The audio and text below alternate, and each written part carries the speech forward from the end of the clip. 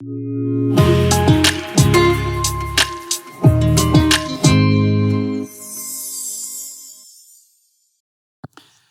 ce matin, on va continuer notre série validée à partir de la lettre de 1 Jean. Et je veux commencer avec une anecdote. Il y a quelques années, j'ai décidé que j'allais commencer à courir un marathon. Ça faisait quelques années que je courais et puis là, je me suis dit, bon, c'est le temps, je veux courir un marathon.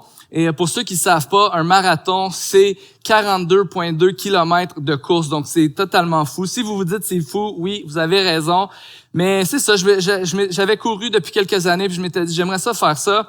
Donc, pour courir mon marathon, qu'est-ce que j'ai décidé de faire? Eh bien, j'ai décidé de m'entraîner, n'est-ce pas? Il a fallu que je commence à regarder, OK, j'ai un plan d'entraînement, j'ai 16 semaines pour m'entraîner, j'ai regardé un peu. Quand tu t'entraînes pour un marathon, est-ce que tu as besoin de manger différemment? Est-ce que tu dois t'entraîner physiquement? Et pendant 16 semaines, je me suis entraîné de 5 à 6 fois par semaine pour être prêt pour le marathon. Et là vient la fin de semaine de mon marathon. Je pars avec ma femme, on s'en va à Québec. Et puis, on arrive dans le centre des congrès à Québec, là où il y a, je dois aller chercher mon dossard. On nous donne des cadeaux parce qu'on s'est inscrit à la course. Et dans le centre des congrès, il y a plein de kiosques. Et il y a un endroit où il y a une télé. Et à la télé, ce qu'on voit, c'est quelqu'un avec sa caméra GoPro et son vélo qui fait le trajet du marathon. Et ce qu'on voit en bas de la télé, on voit une ligne et à chaque fois que l'image avance, donc que le vélo avance, on voit les dénivelés qu'il y a. J'étais allé souvent dans la ville de Québec, je savais que la ville de Québec, c'est loin d'être plate, mais là, je suis là et je vois le parcours que je m'apprête à courir le lendemain et je vois les dénivelés, ça monte, ça descend, ça monte. Et puis là, dans mon esprit, je commence à avoir un petit doute, une petite inquiétude. Et puis, ça reste là, je m'en vais chez moi, je me couche le soir dans notre chambre d'hôtel. Et là, je me couche le soir et je me réveille le matin assez tôt pour me préparer. J'ai toutes mes choses de prêtes, mes souliers, les vêtements que je vais mettre, toutes les gels que je vais prendre pour pouvoir m'alimenter, l'eau que je vais avoir pour m'hydrater. Il y en a sur le parcours, mais j'ai quelques trucs comme ça que je dois préparer. Et puis là, je suis là, puis là, je commence à avoir cette pensée en moi qui dit, je pense que je vais pas courir le marathon aujourd'hui. Je pense que Dominique, c'est beau, tu t'es entraîné pendant 4 mois, tu as fait tout ce que tu avais à faire. Là, aujourd'hui, tu devrais prendre ça relax avec ta femme, puis va marcher dans les rues de Québec, mais laisse faire le marathon, ça va être trop dur. Puis je me souviens, j'étais dans la salle de bain, puis là, j'étais là, hey, non, je peux pas courir le marathon, c'est bien trop dur. Je me suis mis à avoir peur, à paniquer un peu à l'intérieur, que ouf, ça va être bien trop cette affaire-là. Puis là, à un moment donné, je me suis rappelé, Dominique, tu as fait l'entraînement que tu avais besoin de faire. Tu as pris les conseils que tu avais besoin de prendre. Tu as fait tout ce que tu avais à faire pour être le plus près que tu peux être aujourd'hui pour courir le marathon. Je me suis rappelé que c'était atteignable pour moi, que je pouvais y arriver, que j'avais fait ce que j'avais à faire. Et puis là, moi, dans la salle de bain, il y a un miroir, puis là, je commence à me parler, puis à me pomper, puis let's go, on le fait. Puis là, je suis allé faire le marathon. Je vous dirais que ça a fait très mal et ça a été très difficile, mais j'étais vraiment content de pouvoir me rappeler à ce moment-là que j'avais ce que j'avais besoin pour faire l'objectif que je m'étais donné, c'est-à-dire de courir ce marathon-là. Et ce matin, alors qu'on va continuer notre série validée à partir de 1 Jean, eh bien, on veut voir ensemble que c'est ce rappel que Jean nous fait, qu'on a tout ce qu'on a de besoin comme enfants de Dieu pour vivre la vie que Dieu nous demande de vivre. On peut se rappeler constamment que nous sommes des chrétiens. Quand on a mis cette image de valider, il y a ces codes. Ce code qui nous rappelle que parfois, quand on doit se connecter sur un site ou un autre, ce code de validation, est-ce que c'est bien toi qui veux rentrer dans ce site? Est-ce que c'est bien toi qui es chrétien? Est-ce que c'est bien toi qui es un enfant de Dieu? Est-ce que tu as tout ce que tu as besoin? Ce code qui nous rappelle qui nous sommes et qui nous rappelle qu'on est équipé pour faire ce que Dieu nous demande. Et ce matin, on va voir que ton code de validation, c'est l'Esprit de Dieu qui demeure en toi et qui te rappelle constamment la vérité qui est en Jésus et en son œuvre. L'Esprit qui est en toi, qui te rappelle constamment ce que Jésus a fait pour toi et ce que Jésus continue de faire pour toi.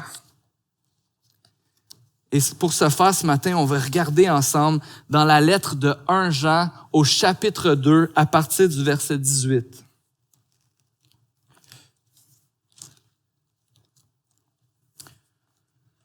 1 Jean 2 à partir du verset 18.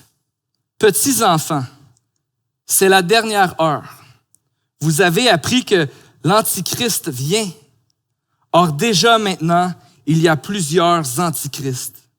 Par là, nous reconnaissons que c'est la dernière heure.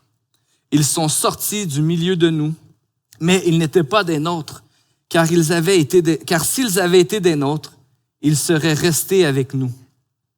Mais cela est arrivé afin qu'il soit bien clair que tous ne sont pas des nôtres.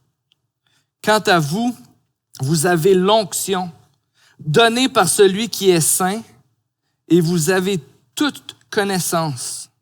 Si je vous ai écrit, ce n'est pas parce que vous ignorez la vérité, mais parce que vous la connaissez et qu'aucun mensonge ne provient de la vérité. Qui est menteur?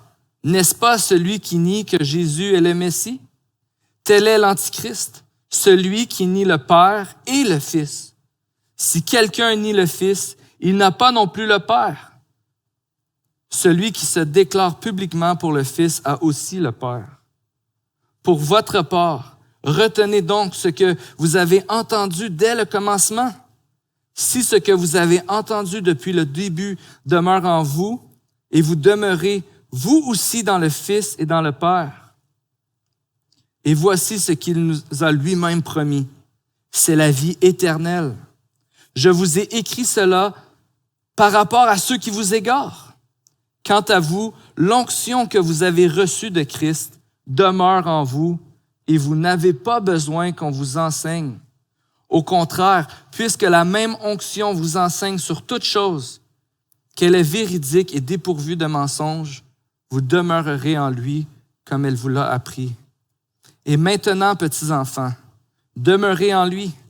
Ainsi, nous aurons de l'assurance lorsqu'il apparaîtra. Nous n'aurons pas la honte d'être loin de lui lors de son retour. Si vous savez qu'il est juste, reconnaissez que toute personne qui pratique la justice est aussi née de lui. Donc, beaucoup de concepts ce matin qu'on va essayer de regarder ensemble. Mais ce qui est vraiment intéressant, c'est que ce passage débute avec cet avertissement où Jean va dire à ceux à qui il écrit, « Petits enfants, c'est la dernière heure. » Donc, il va parler à ces gens-là, puis il va leur dire, on est à la fin, on arrive à la fin, à la dernière heure. Et il va terminer son passage en leur disant, soyez prêts pour le jour où Jésus va apparaître à nouveau. Ce que Jean est en train de parler ici, c'est cette période entre la première venue de Jésus qui est venu sur terre et la deuxième venue de Jésus. Cette période, depuis que Jésus est ressuscité et qu'il est retourné au ciel et qu'il a annoncé, il a promis qu'un jour, il va revenir et on va passer l'éternité avec lui. Et ce que Jean est en train de nous enseigner ce matin, et ce qu'on est en train de voir dans la parole de Dieu, c'est comment vivre entre ces deux moments. Comment vivre entre aujourd'hui jusqu'au retour de Jésus. Une dernière heure qui dure, en effet, depuis plus de 2000 ans. Et qu'est-ce qui se passe dans ce moment? Eh bien, c'est ce que Jean va nous dire ici et qu'on va voir dans toute l'histoire de l'humanité depuis ce jour-là. Vous avez appris que l'Antichrist vient. Or, déjà maintenant, il y a plusieurs antichrists. Par là, nous reconnaissons que c'est la dernière heure. Les antichrists dont Jean parle, c'est ces gens qui ne croyaient pas que Jésus était le Messie. On le voit ici dans le texte. Les antichrists, c'est tous ceux qui ne croient pas que Jésus est le Messie. Dans le temps de Jean, comme on l'a dit précédemment dans cette série, c'est des gens qui disaient croire en Dieu, qui se disaient chrétiens, qui se disaient croyants, mais qui niaient que le Christ, le Sauveur, le Messie puisse être venu sous la forme d'un homme. Donc le Jésus dont vous parlez ne pouvait pas être le Messie. Ces gens-là prétendaient qu'ils avaient une connaissance plus grande qui leur permettait d'affirmer ça. Et que l'Église, les chrétiens devaient les suivre, devaient croire en eux. Et là, les chrétiens étaient mélangés, les gens ne savaient pas ce qui se passait, les gens peut-être avaient des doutes, étaient mélangés. Et c'est là que Jean va leur écrire pour les rassurer. Pour les rassurer que non seulement que le message que vous avez entendu est vrai, mais ce message est en vous. Ce message a été déposé en vous. Vous avez tout ce que vous avez besoin pour détecter les faux messages et pour croire dans le message que vous avez entendu. Bien qu'il y a plusieurs messages qui peuvent nous égarer de la vérité qu'on a reçue, on a tout ce qu'on a besoin pour reconnaître et rester attaché à la vérité. Donc ici, dans 1 Jean, le message c'est pas subtil. C'est vraiment des gens qui sont là puis qui vont nier que Jésus est le Messie, que Jésus est le Sauveur. Ces gens-là vont nier le message central du christianisme. Mais on peut voir qu'aujourd'hui, il y a plusieurs messages qu'on entend. Donc, oui, plusieurs messages qui sont comme à l'époque d'un Jean, qui sont pas subtils, qui sont des messages qui clairement où les gens s'opposent à Jésus, que les gens vont s'opposer au message de l'Évangile qui est enseigné dans la Bible. Mais ce qui est vraiment important de noter, c'est qu'il peut y avoir aussi plusieurs messages qu'on entend qui sont plus subtils. Et une des raisons de la subtilité de ces messages de nos jours, c'est que la plupart de nos valeurs et de nos croyances, les valeurs et les croyances modernes ont été empruntées, influencées par le christianisme. C'est-à-dire que depuis que le christianisme est venu dans le monde, depuis que Jésus est venu et qu'il est parti, eh bien, il y a beaucoup d'endroits, comme ici au Canada, comme ailleurs dans le monde, qui ont été influencés par les idées du christianisme. Mais plusieurs de ces idées-là ont été poussées à un extrême où on a enlevé Dieu de ces idées, où on a enlevé Jésus de ces idées. C'est pour ça que c'est vraiment important pour nous aujourd'hui d'examiner ce qu'on entend, d'examiner les choses qu'on nous dit à la lumière des Écritures. Parce que le message central du christianisme, c'est Jésus-Christ qui est venu et qui a donné sa vie pour nous pardonner nos péchés, pour qu'on puisse être réconciliés avec lui et avoir la vie éternelle, pour qu'on puisse vivre avec lui pour toujours, en relation avec ce Dieu créateur qui a fait toutes choses et qui sait exactement tout ce qui est bon pour nous. Mais c'est important de pouvoir examiner toutes ces choses qu'on entend, ces choses qu'on peut lire, les messages qu'on va entendre à la lumière des Écritures, à la lumière du message de la parole de Dieu. Parce que oui, notre société a été influencée.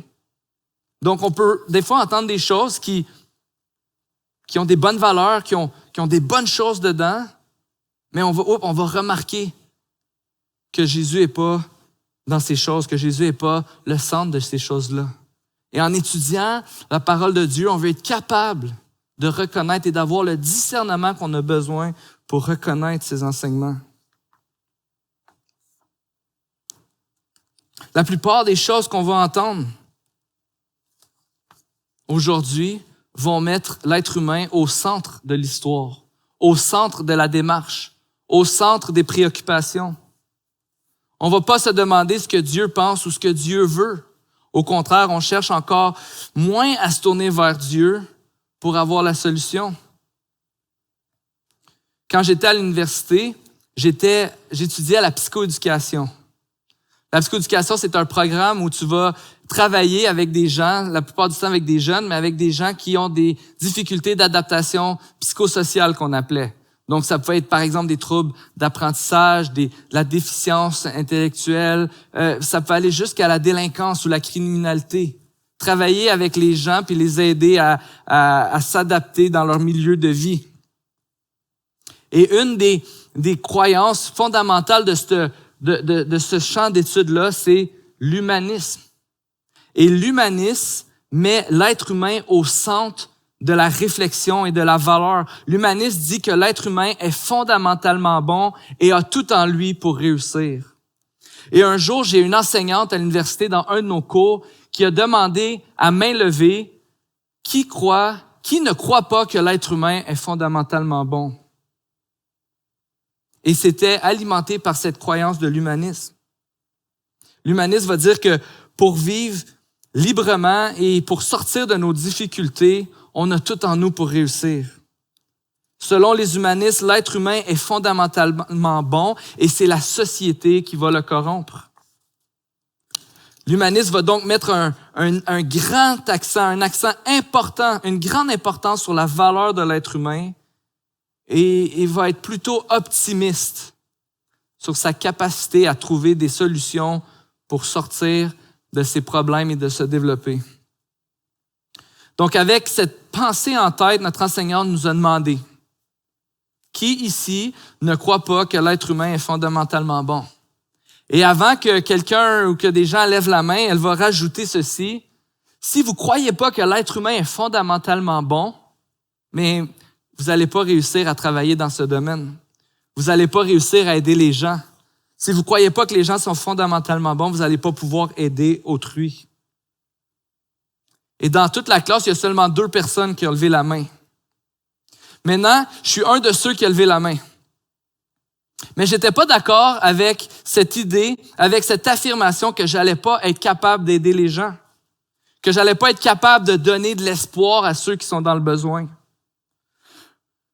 Vous voyez, quand je parlais de fausses croyances et des valeurs qui sont plus subtiles de nos jours, je pense entre autres à la pensée humaniste. Le christianisme, c'est la première croyance qui a mis autant d'importance sur la valeur de la vie humaine. Au travers de l'histoire, on voit l'Église qui a contribué à améliorer les droits des femmes. L'Église a contribué à défaire des réseaux d'esclavage qui s'étendent sur des empires au complet. L'Église a bâti des hôpitaux pour guérir et soigner les gens. En fait, lors des moments d'épidémie dans l'histoire, on a souvent entendu parler des chrétiens qui étaient ceux qui se lançaient au chevet des malades au risque de leur vie. C'est vrai, l'Église n'a pas toujours bien agi. L'Église a commis des actes inexcusables, des actes qui sont aucunement reliés au message de la parole de Dieu. Mais l'Église, motivée par l'enseignement de la Bible, de la parole de Dieu, est au devant des révolutions qui ont amené d'importants changements, d'importants progrès pour les humains. Pourquoi? Parce que le christianisme croit dans la valeur de l'être humain, créé à l'image de Dieu et dans l'importance de prendre soin, de protéger et de s'impliquer dans la vie des gens. Alors, si j'ai levé ma main ce jour-là, c'était pas parce que je crois pas en la valeur des humains, mais parce que contrairement à ce que l'humanisme dit, l'être humain sans Dieu est perdu. Ce que la Bible va nous enseigner, c'est que sans Dieu, on n'a pas d'espoir. Sans Dieu, on n'a pas d'issue. Alors, c'est pas vrai qu'on a tout en nous pour réussir. C'est pas vrai qu'on est fondamentalement bon parce que, en fait, la Bible nous montre que tous ont péché et sont privés de la gloire de Dieu. La Bible nous montre qu'on s'est séparés de Dieu et qu'on a décidé de faire notre bout de chemin sans Dieu. Et c'est ce que cette séparation, c'est ce que la Bible a appelé le péché. C'est la mort. On est séparés de Dieu. Le salaire du péché, c'est la mort. Donc, la subtilité, c'est que l'humanisme comprend de belles valeurs, mais contrairement au christianisme, elle va sortir Dieu de sa croyance. Elle nie que Jésus est le Messie, le Sauveur. Et toute croyance qui ne croit pas que Jésus est le Sauveur, celui qui nous réconcilie avec Dieu et qui nous transforme pour qu'on lui ressemble de plus en plus, ne vient pas de Dieu. Ce n'est pas le message qu'on a reçu. C'est le message que tu entends, c'est le message que tu vas lire souvent, mais ce n'est pas à propos de Jésus. Ce message, c'est à propos de toi. C'est à propos de moi, c'est à propos de l'être humain qui est au centre. Quand on pense toutes les publicités qu'on entend à la télé, qu'on va lire, quand on va regarder notre feed Facebook, ces publicités-là sont là pour nous rappeler que tu es la personne la plus importante au monde, que tu mérites de prendre soin de toi. Puis, il n'y a rien de mal avec prendre soin de nous en achetant des trucs qu'on va voir dans les publicités. En ce moment, je vous avoue que je regarde beaucoup les souffleuses à neige. Mais c'est important de comprendre que les messages qu'on entend ne sont pas là pour dire que Jésus est le Sauveur. Mais au contraire, les messages qu'on entend vont nous dire qu'on est au centre et qu'on ne devrait pas chercher à comprendre ou à savoir ce que Dieu veut, mais plutôt ce que nous, on veut. C'est ce qu'on entend partout autour de nous. C'est ce qui nous influence. Et en fait, c'est ce qu'il y a dans notre cœur aussi. On ne peut pas être là ce matin et dire « Ah, c'est la faute des autres », parce que depuis le jour où on s'est séparé de Dieu, ce qu'on a dit à Dieu, c'est « Dieu, j'ai pas besoin de toi. Je m'intéresse pas à savoir ce que toi tu trouves bon, mais je veux déterminer moi-même ce qui est bon et ce que moi j'aime. » C'est ce qu'il y a naturellement dans notre cœur sans Dieu. C'est en fait de ça que notre cœur a besoin d'être sauvé. C'est de ça que notre cœur a besoin d'être rétabli. On a besoin que Dieu fasse cette œuvre en nous, de nous rapprocher de lui et que notre cœur puisse être orienté et puisse suivre le sien, puisse suivre ce que Dieu nous demande. C'est pour ça que quand on entend ces messages, on est attiré. Parfois, on est mélangé. On croit même que pour un moment, ces choses-là vont nous donner une plus grande paix, un meilleur bonheur. Elles vont nous satisfaire plus que Dieu. Donc, l'humanisme va dire que tu vas trouver le bonheur si tu trouves qui tu es et si tu es bien avec la personne que tu es. La publicité va dire que tu vas trouver le bonheur si tu prends soin de toi et si tu te fais plaisir avec une bonne traite. Mais est-ce que c'est là le vrai bonheur? Le vrai bonheur qui dure toujours?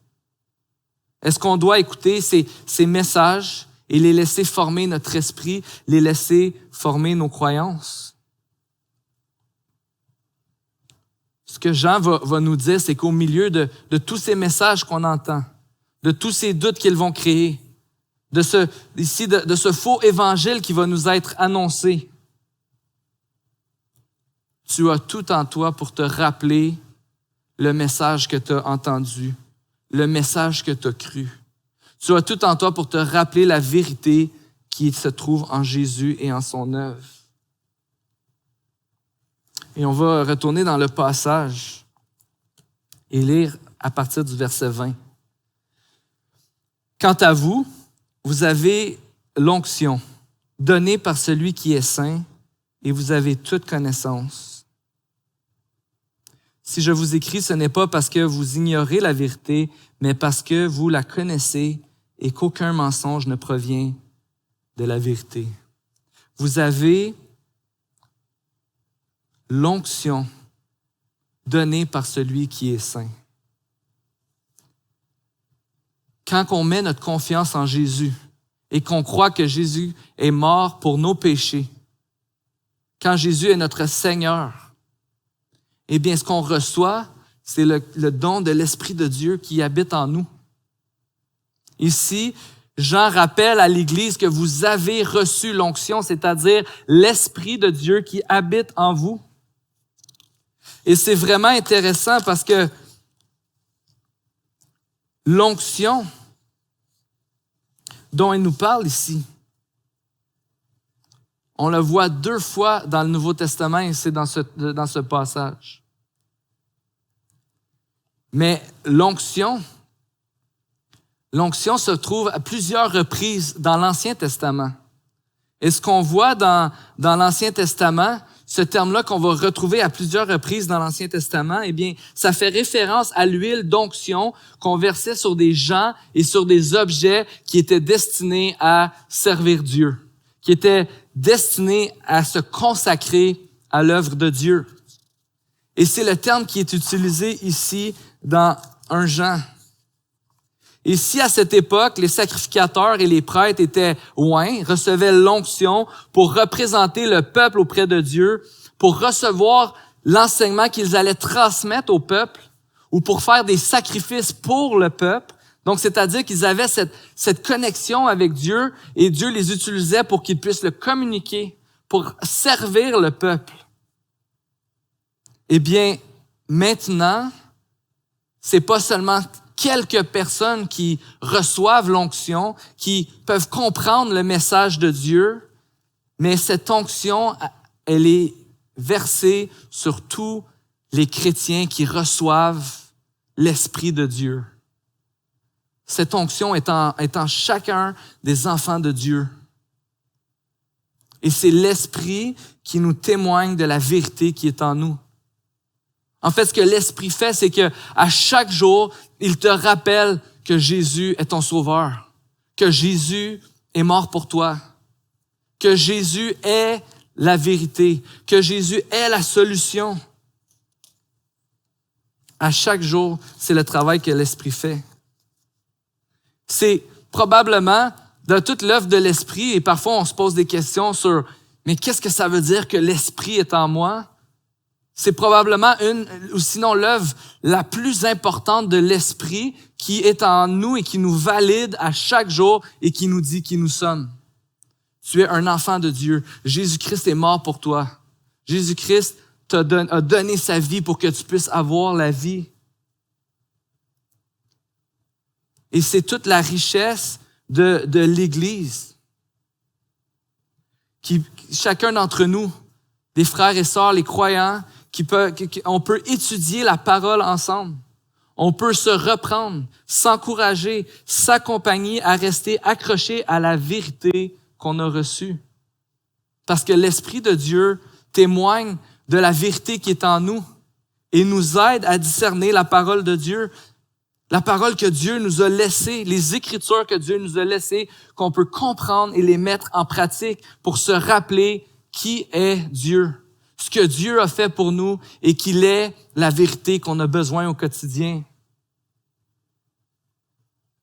Ici, à l'Église Le Sentier, vous n'allez pas entendre quelqu'un dire « Voici le message que j'ai reçu de Dieu » et ce message-là ne provient pas de la parole de Dieu des Écritures. Non, parce qu'on veut discerner les Écritures que Dieu nous a données. Mais ce qui est vraiment intéressant, c'est que chacun d'entre nous, quand on a mis notre confiance en Dieu, eh bien, Dieu nous rend capable de comprendre les Écritures. Dieu nous rend capable de croire en lui. Il nous rappelle constamment son œuvre. On veut examiner nos vies à la lumière des Écritures. On veut examiner les messages qu'on entend à la lumière des Écritures. On veut déclarer que Jésus est le meilleur et véritable sauveur qui donne la vie, l'espoir et la joie éternelle. On veut être une communauté qui chemine ensemble à rester attachés au message qu'on a reçu. On veut examiner nos vies, nos pensées, nos croyances à la lumière des Écritures. Et si on peut le faire avec assurance, avec courage, c'est parce que l'Esprit qui est en nous nous enseigne la vérité.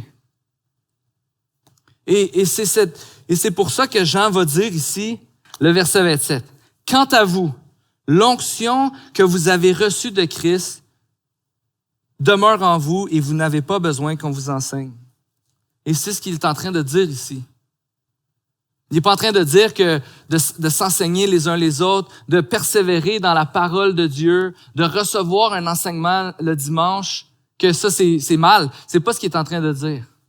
Mais ce qu'il est en train de dire et de renforcer, c'est que s'il dit vous n'avez pas besoin qu'on vous enseigne, c'est parce que le message, la vérité est déjà en vous. Donc, vous n'avez pas besoin d'écouter un faux enseignement. Et vous ne dépendez plus d'un sacrificateur ou d'un prophète pour vous donner l'enseignement parce que vous avez reçu l'onction, l'enseignement qui est en vous. Et c'est pour ces raisons que l'Église, ensemble, on peut s'enseigner les uns les autres, on peut s'encourager et s'exhorter dans la parole de Dieu. Jean nous promet que cette vérité demeure en nous. C'est pas notre œuvre, c'est l'Esprit qui nous rappelle jour après jour qui nous sommes, ses enfants qui lui appartenons. Que rien n'est plus grand que lui, que rien ne peut nous satisfaire autant que lui, que rien ne peut nous guider comme lui. L'Esprit en nous rappelle que Jésus est notre Sauveur. Alors quand Jean dit « demeurer en lui », eh bien c'est par la puissance de son Esprit qui est en nous qu'on peut tenir ferme dans la vérité, qu'on peut examiner la vérité, qu'on peut marcher avec Dieu. Alors, Église Le Sentier, ce matin, j'aimerais nous encourager. On a tout ce dont on a besoin pour tenir ferme dans la vérité. Dieu nous donne son Esprit qui nous enseigne et qui nous rend capables de comprendre le message qu'on a reçu. On a les uns les autres, son Église, qui vont cheminer ensemble pour discerner la vérité et tenir ferme. Ton code de validation, c'est l'Esprit de Dieu qui demeure en toi et qui te rappelle constamment la vérité qui se trouve en Jésus et en son œuvre. Alors demeurons en lui, tenons ferme, faisons-le ensemble, encourageons-nous les uns les autres, mais gardons courage et n'oublions pas d'examiner nos vies à la lumière des Écritures. Et de se poser la question et de pouvoir avec assurance nous rappeler que Jésus est le Messie, que Jésus est notre Sauveur et qu'on puisse mettre notre joie dans cette vérité, qu'on puisse persévérer dans cette vérité.